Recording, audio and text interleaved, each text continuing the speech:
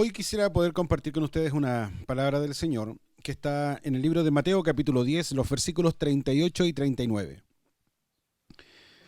Vamos a hablar sobre vivir en Cristo y el desafío que esto significa para cada uno de nosotros.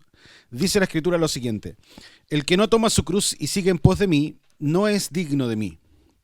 El que ha hallado su vida, la perderá, y el que ha perdido su vida por mi causa, la hallará. Qué hermosa es la palabra del Señor cuando nos hace comprender el desafío de ser cristianos, vivir para nuestro Dios de manera totalmente completa, entregada a nuestro Dios en servicio para Él. Y estos versículos de el que no sigue en pos de mí no es digno de ser llamado un seguidor de Cristo. En este caso Jesús está diciendo a sus discípulos, tienen que negarse y morir a sus propias cosas para poder seguirme. Y eso nos plantea el desafío de, antes de avanzar, antes de comenzar, antes de seguir a Cristo, tener clara las decisiones que vamos a tomar para poder avanzar. Los rescatistas de alta mar o la gente que hace rescate en alta montaña, ellos saben que en el proceso de hacer el rescate pueden también ellos mismos morir por las mismas situaciones de la inclemencia del tiempo, ya sea en alta mar o sea en la alta montaña. Y ellos, a pesar de todo esto, ellos deciden enlistarse en estos equipos de trabajo de rescate porque ellos dicen, estamos dispuestos a servir a los demás para salvar sus vidas, aunque en el proceso tengamos que perder nuestras vidas. O sea, nadie se enlista simplemente diciendo, me voy a ir justo cuando hayan, no sé, solamente buenas condiciones o en ciertas condiciones donde yo pueda estar tranquilo y seguro.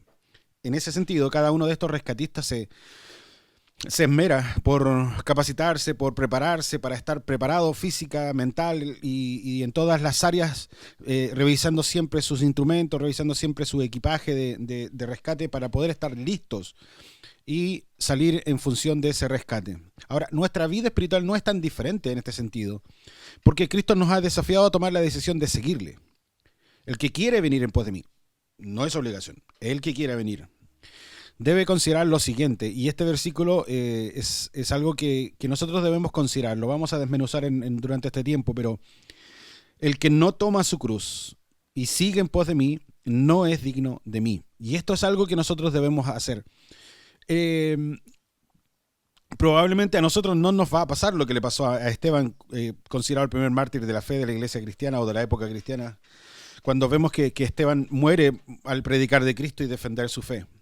Quizás tampoco vamos a morir como pasó con aquellos que murieron en el Coliseo Romano durante las finales del siglo I. Quizás no vamos a estar en esas condiciones. O es más, quizás ni siquiera vamos a estar en las condiciones de aquellos cristianos, esos misioneros que trabajan en distintos lugares del mundo y que están pasando persecución incluso el día de hoy. Y que ellos están viviendo en lugares donde hay países de restricción extrema o de, no sé, ideologías extremas donde el cristianismo básicamente es perseguido por ser algo tremendamente ofensivo para la creencia de aquellos pueblos. Así que, en la práctica, ¿qué significaría entonces para nosotros aquí en Alto Hospicio, en Chile, en Sudamérica? ¿Qué significaría para nosotros tomar nuestra cruz cada día? Primero, debemos entender qué significaba la expresión tomar la cruz en la época cuando esto fue dicho. Hoy día tomar la cruz se ha desvirtuado, por así decirlo. Cuando alguien dice, no sé, mi esposo es un ingrato, es un pesado, alguien que me trata mal, es mi cruz que yo cargo cada día. Bueno, no fue la intención cuando la Biblia nos enseña que Jesús dijo que debemos tomar la cruz. En el tiempo de Jesús, en el contexto cultural de aquella época, la crucifixión era la pena de castigo más fuerte, más grave que podía recibir un criminal en esa época. Si lo traemos más o menos a esta actualidad, podríamos hablar de la pena de muerte o morir en una silla eléctrica en aquellos países donde esto se realiza. Así que era algo extremo, algo realmente que denigraba, por así decirlo, a una persona a la posición máxima de condena. Y en el contexto cultural, entonces, cuando Cristo dijo, tome su cruz, cada una de las personas que escucharon esto, cada uno de los que estaban siguiendo a Cristo en ese momento, y Él le dice, el que quiere venir conmigo, seguirme a mí, tiene que tomar su cruz cada día. Automáticamente todas esas personas pensaron, voy a morir. Eso fue lo que pensaron, voy a morir. Ahora, insisto, puede que no nos pase como la gente del Coliseo Romano o los misioneros en situaciones extremas de persecución o como Esteban. Pero, ¿qué significa entonces para nosotros morir? Y esto es algo que vamos a ir viendo. solo un condenado que yo veía a alguien caminando en la calle con una cruz, yo sabía que ese era un condenado que iba a morir al final del camino. La persona cargaba su cruz, llevaba su cruz, y al final del camino, donde llegaba hasta el punto donde iba a ser crucificado, ahí entonces era literalmente la persona moría en esa cruz. Así que, como creyentes, nosotros debemos comprender que tomar la cruz es saber que debemos estar dispuestos a morir por nuestra fe en Cristo. Morir en dos aspectos por lo menos. Físicamente, estar dispuesto a llevar el Evangelio donde fuese que sea necesario, y si por eso tenemos que dar nuestras vidas en el servicio de llevar el Evangelio a toda criatura, como la palabra del Señor nos ha enseñado, como el mandamiento de Cristo lo dice, estamos dispuestos a ir. Hay muchos misioneros en todo el mundo, de muchas corporaciones, de distintos lugares, donde están cada día llevando el mensaje de salvación a otras personas, y literalmente muchos de ellos están poniendo su vida en peligro por estar en lugares donde a veces hay restricción.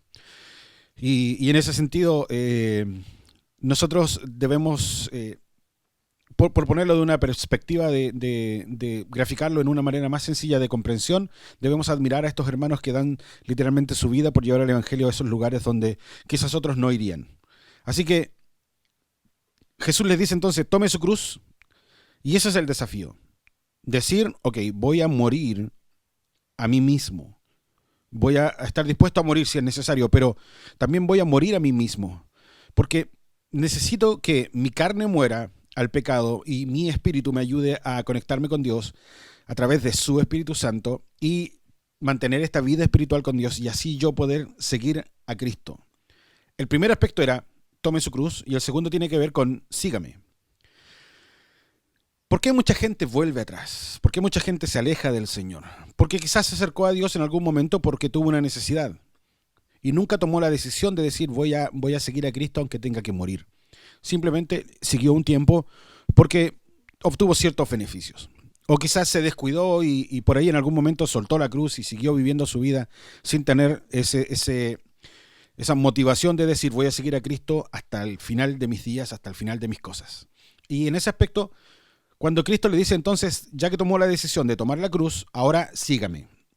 Y esto nos lleva a que nosotros también podamos seguir al Señor y renunciar a nuestros malos deseos, renunciar a nuestra carne, renunciar a todas aquellas cosas que el camino nos va ofreciendo a medida que vamos nosotros siguiendo al Señor, y vamos a encontrar un montón de tentaciones, un montón de cosas que el diablo va a querer hacer, que la sociedad, nuestra cultura, la gente, la comunidad que está cerca de nosotros, nuestra familia o alguien quizás nos va a ofrecer cosas que nos van a hacer desviar del camino, y nosotros ahí tenemos que tener cuidado.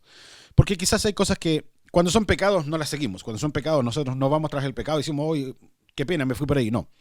Pero hay veces en que no hacemos cosas malas, pero nos desviamos igualmente del camino y dejamos de seguir a Cristo. Y eso es algo que debemos tener siempre en cuidado. Debemos entonces nosotros seguir a Cristo. Y esto es algo que nosotros debemos entender. La mejor forma de prepararnos para estar con Dios en su presencia en algún momento de nuestra vida es simplemente seguir a Cristo donde Él nos direccione, donde Él nos guíe. Y eso es algo que nosotros tenemos que seguir para poder alcanzar el camino correcto hacia la vida eterna. Luego dice que debemos negarnos a nosotros mismos. Y esta es una de las etapas más complejas en la vida del cristiano, el aprender a negarnos. En nuestros inicios como cristianos es fácil negarnos. No, esto no le gusta al Señor, no, esto no, esto es pecado. Y somos muy drásticos en nuestras cosas porque hemos comprendido el amor de Dios, nos sentimos llenos de su presencia y nos sentimos llenos de amor, de gozo, y tenemos recién acabamos de tomar la decisión de seguir a Cristo y de negarnos y tomar la cruz. Así que es fácil decirle no a muchas cosas y negarnos a muchos placeres que son pecaminosos, o a veces no son pecado, pero no agradan tampoco al Señor. Y en ese sentido nosotros somos muy drásticos. No. Pero de repente llegamos a una adolescencia espiritual. Esa es cuando todavía no alcanzamos madurez y ya hemos avanzado en la fe y nos creemos como que ya somos maduros y tenemos un montón de cosas y que nosotros ya ya no somos como niños espirituales, pero tampoco hemos alcanzado madurez. Y en esos momentos son los momentos más difíciles, más complejos de una vida cristiana, porque a veces creemos que las cosas no nos afectan, que no nos dañan, pero no nos vamos dando cuenta cómo a veces el diablo nos está engañando, o cómo a veces nosotros mismos hemos dejado que hemos empezado como a descansar de la cruz un ratito, la dejo aquí y hago unas cosas y luego me la cargo de nuevo y me arrepiento, y hemos empezado a jugar ese juego de estar y no estar con Dios, y es algo complicado. Y en ese sentido, nosotros debemos tener cuidado con eso que a veces puede pasar en nuestras vidas. Y hemos tomado entonces la decisión de seguir a Cristo. Hemos tomado la decisión de cargar esa cruz y el compromiso, el desafío que eso implica. Y hemos comenzado a negarnos a nosotros mismos. Y esto es algo que vamos a hacer toda la vida. ¿Ya?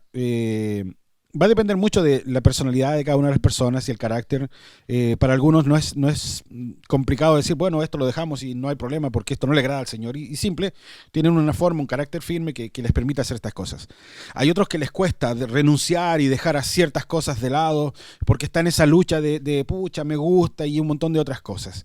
Pero finalmente entendemos a la luz de la palabra, a medida que nos vamos instruyendo por la Escritura, que estas cosas son pecado, que estas cosas no le gustan a Dios, que por último ni son pecado, tampoco le desagradan a Dios, pero tampoco me ayudan, ni me benefician, ni me traen a un momento de ser edificado por hacer esto. Al contrario, como que pierdo tiempo por hacer esas cosas, que quizás, como les digo, no es algo malo, pero tampoco nos ayuda en nuestra vida espiritual. Y entonces, cuando nosotros estamos siguiendo a Cristo, vamos a ver un montón de cosas, de ofertas, de cosas, pero debemos seguir puestos nuestros ojos en Jesús. Y eso es algo que la Biblia nos enseña a través de toda la Escritura. El pueblo de Israel, mientras siguió bajo la voluntad de Dios, fue un pueblo que estuvo en victoria, fue un pueblo que fue bendecido, fue un pueblo que fue prosperado, por consecuencia de simplemente hacer la voluntad de Dios. Cuando empezaron a hacer sus cosas desde su perspectiva, cuando comenzaron a dejar de hacer la voluntad de Dios, cuando comenzaron a vivir bajo sus propios deseos y pasiones, entonces el pueblo de Israel siempre fue un fracaso o fue de fracaso en fracaso. También lo vemos en los hombres de Dios en la Biblia, cuando vemos que están súper bien avanzando, siendo direccionados por Dios, pero en algún momento toman decisiones sin consultarlas con Dios, y entonces vemos que en su vida se estancaron, o simplemente pecaron, o simplemente se alejaron de Dios al extremo de algunos, y simplemente fueron separados de la presencia del Señor, estando aún siendo, en el caso de Saúl, el rey de Israel, y otros casos más que vemos en la Biblia. Así que debemos cuidar nuestra vida espiritual para poder seguir avanzando en nuestra fe cada día. Y tenemos un ejemplo en la vida del apóstol Pedro. ¿Ya? Él es uno de los discípulos de Jesús. Él es como el discípulo de más difícil carácter, que tiene que ser pulido. Y lo vemos a un apóstol Pedro muy enérgico, muy alguien que realmente necesitaba ser ministrado por Dios en carácter y en formas de pensar. Aún después de Pentecostés, Pedro sigue siendo ministrado y enseñado por Dios en tema de carácter y en tema de pensamiento. Pero una de las cosas que yo puedo observar al leer la Escritura, que está ahí, por cierto, la Escritura, una de las consideraciones que nosotros debemos siempre tener presente es que cuando Jesús está con nosotros y está con sus discípulos, nosotros podemos ir y estar confiados y seguros. Esto también implica que nosotros, si depositamos nuestra confianza en el Señor, vamos a estar confiados y seguros porque entendemos que Él está con nosotros. Pero nosotros tenemos dos casos en la Biblia, en el libro de Mateo. Uno es Mateo capítulo 8 y el otro es Mateo capítulo 14, donde encontramos dos ocasiones cuando Jesús está con sus discípulos o relacionado con sus discípulos en una tormenta o en una tempestad. La primera de ellas está en Mateo capítulo 8 y habla acerca de que Jesús calma la tempestad tras ser despertado. Es decir, Jesús termina de predicar, se sube a la barca con sus discípulos, se van en el bote y empiezan a andar en el bote, y de repente se empieza a hacer una tormenta. Y en medio de la tormenta los discípulos están desesperados porque pueden morir. Hay una gran tormenta en el agua, y simplemente Jesús en ese momento, ¿qué está haciendo él? Durmiendo. La Biblia dice que literalmente él dormía. Y aquí aparece una escena importante. ¿Por qué Jesús puede dormir y los discípulos están desesperados por una tormenta? Bueno, hay un proceso de enseñanza donde obviamente los discípulos están siendo enseñados en su confianza en Dios, y Jesús les está enseñando que a pesar de la tormenta pueden confiar en el Señor. Ellos están aprendiendo y están desesperados en la tormenta.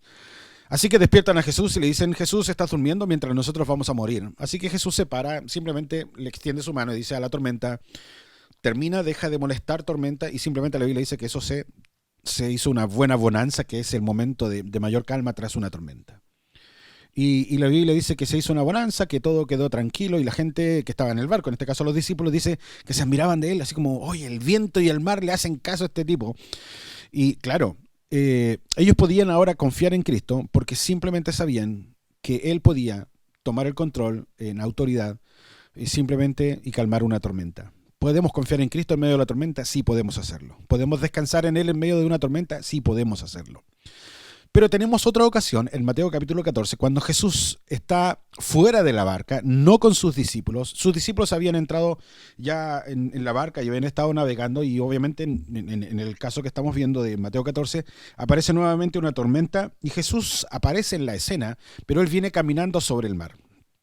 Viene caminando sobre las aguas y simplemente cuando lo ven los discípulos dicen este es un fantasma que viene caminando. Y obviamente no era un fantasma, era Jesús. Y Pedro le dice, si eres tú, manda que yo salga de aquí y vaya hasta donde tú estás. Y esto es interesante porque siempre me llamó la atención por qué salió solo uno de la barca y anduvo sobre el mar. Y marcó una historia, un hito importante en la vida del cristianismo. ¿Y por qué 11 se quedaron siendo espectadores? ¿No? Simplemente se quedaron ahí mirando. Y eso siempre me ha llamado la atención. ¿Por qué los otros no dijeron, yo también quiero salir? Y eso es algo que nosotros debemos siempre entender, que si el Señor está allá, la Biblia no lo grafica, no lo especifica en este punto, en el qué contexto Pedro hace esa petición de salir, pero Jesús estaba allá y Pedro estaba acá y el Pedro dijo, me imagino, que Pedro dijo, si yo tengo que seguirlo a él, ¿por qué yo estoy aquí solo y él está allá? Así que Pedro dice, Señor, si eres tú, manda que yo vaya para allá y esté contigo. Y Jesús le dice, ven entonces, y él sale de la barca y va hasta allá. Y esto es algo hermoso porque muchas veces hemos emprendido un negocio, una acción en la vida donde Jesús no fue con nosotros en la barca. Hemos tomado decisiones, importantes decisiones en nuestra vida, de, no sé, estudiar alguna carrera o quizás casarnos o hacer un cambio de ciudad o de trabajo o alguna cosa importante y hemos emprendido ese viaje sin Jesús en nuestra barca. Y la Biblia dice que en el versículo que comenzamos leyendo nosotros al principio de Mateo capítulo 10, cuando dice, ustedes tienen que seguirme, ustedes síganme, si quieren hacer algo seguro, síganme a mí, ¿ok? Así que Pedro baja de la barca y va hasta Jesús. El resto de la historia es otro punto, pero no podemos nosotros emprender un viaje sin Cristo en nuestra vida. Y es importante que nosotros sigamos a Cristo y no que Él venga en nuestro rescate cada vez que nosotros pasemos una tormenta. Porque en la primera tormenta de Mateo capítulo 8, Jesús estaba en la tormenta con ellos. Pasó la tormenta con ellos. Y ellos aprendieron acerca de Jesús que podían confiar en Él. Pero en la segunda ocasión, en Mateo 14, ellos estaban en un lugar, en una tormenta, sin Cristo. Y esto debe explicarnos y enseñarnos algo. Necesitamos seguir a Cristo. En nuestra vida espiritual no podemos mandarnos nosotros, literalmente como decimos acá en buen chileno, mandarnos a cambiar donde nosotros queramos y dejar a Cristo por ahí atrás o decirle, ¿sabes qué? Ven, sígueme tú. Es nosotros seguir al Maestro, es nosotros seguir a Cristo. Así que, ¿cómo está nuestra vida espiritual? ¿Cómo está tu vida espiritual? ¿Estás en una tormenta pero estás con Cristo? ¿O estás en una tormenta pero estás sin Cristo? ¿Cómo está nuestra vida espiritual? ¿Cómo está nuestra vida espiritual en el sentido de negarnos a nosotros mismos y seguir al Maestro? Podemos estar en medio de una tormenta y en medio de una tempestad. Estamos viviendo una situación de pandemia mundial y estamos en cuarentena. Nosotros llevamos algo así como 130 días de cuarentena. Así que, si estamos con Cristo, en medio de esta tormenta, no hay problemas. Él puede pararse y calmar la tempestad. Él puede pararse y decir, tranquilos, confíen en mí, yo estoy con ustedes. Pero podemos estar viviendo esta misma tormenta sin Cristo en nuestras vidas. Y eso es algo complejo. Si estamos viviendo esta tormenta sin Cristo, sal de esta tormenta, sal de esta barca y ve a Cristo para que estés con Él. No sé si nosotros yo creo que todos, o sea, la gran mayoría de nosotros como cristianos hemos tenido a Cristo en nuestros corazones y en algún momento quizás alguien se alejó del Señor y regresó, o quizás estás conectándote hoy día justo con nosotros y estás entendiendo que necesitas volver a Cristo, salir de donde estás y caminar hacia Cristo y volver a ser parte de lo que alguna vez fuiste en Cristo, en la vida espiritual. Y yo te animo a que vuelvas al Señor. Te animo a que dejes de vivir viviendo la vida del hijo pródigo y regreses a casa. Porque el Señor está con los brazos abiertos para recibirte. Porque el Señor está con los brazos abiertos esperándote con un anillo, con una fiesta preparada para que cuando vuelvas, Él pueda decir, mi hijo que estaba perdido ha regresado. Pero quizás tú nunca has estado en una vida de relación con Dios. Quizás eres un religioso o viviste una vida religiosa hasta ahora creyendo estar con Dios, como quizás muchos de nosotros la vivimos. Hasta que un día le dijimos a Cristo que entrara a nuestro corazón. Juan capítulo 1 nos habla específicamente de que a los que reciben a Jesús en su corazón les da el derecho y la potestad de ser llamados hijos de Dios. Así que yo te animo que si nunca le dijiste a Jesús que entre en tu corazón, que ahora mismo le digas, así, tal simple, Señor, entra en mi vida y yo te necesito. Dile así, tan simple como esto, Señor, entra en mi corazón, yo te necesito. Y dile, entiendo que no puedo vivir mi vida solo sin ti. Voy a pasar quizás por una tormenta y tú no vas a estar conmigo, pero no te estoy dando un Cristo de oferta. Mira, ven al Señor y se van a acabar tus problemas, porque no va a ser así. Todos nosotros tenemos problemas, todos tenemos enfermedades, todos hemos tenido que quizás despedir a algún familiar porque ha partido a la presencia del Señor en cualquier situación, porque somos personas que vivimos en este mundo como cualquier otro. Pero hemos entendido que con Cristo nuestra vida de pecado es perdonada. Y con Cristo puedo vivir mis días de tormenta confiando que Él está a mi lado para ayudarme. A veces a pasar esta tormenta o a veces la va a calmar. A veces no la va a calmar. A veces simplemente nos va a dejar vivir esa tormenta mientras Él está ahí esperando que nosotros crezcamos y maduremos.